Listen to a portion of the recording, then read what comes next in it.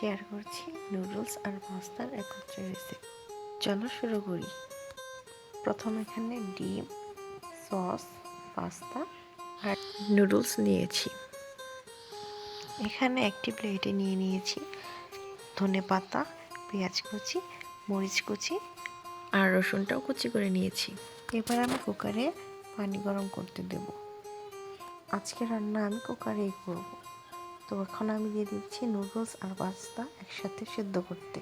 এগুলো এখন আমি ভালোভাবে সেদ্ধ করে নেব। সেদ্ধ হওয়ার জন্য এগুলোকে এখন আমি একটি ঢাকনা দিয়ে ঢেকে দেব। এখন আমি সেদ্ধ করা নুডলসগুলো নামিয়ে নেব। এইবার কুকারে পরিমাণ মতো তেল ঢেলে দেব। তেল গরম হওয়ার পর এবার রসুনটা ভালো করে ভেজে নেব। একদম ব্রাউন কালার যখন হয়ে আসবে তখন এতে আবার পেঁয়াজ আর কাঁচামরিচ দিয়ে এগুলো ভালোভাবে ভেজে নেব।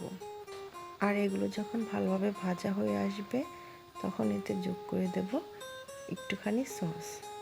এর কারণ হচ্ছে আজকে আমি নুডলসে কোনো প্রকার মশলা ব্যবহার করব না।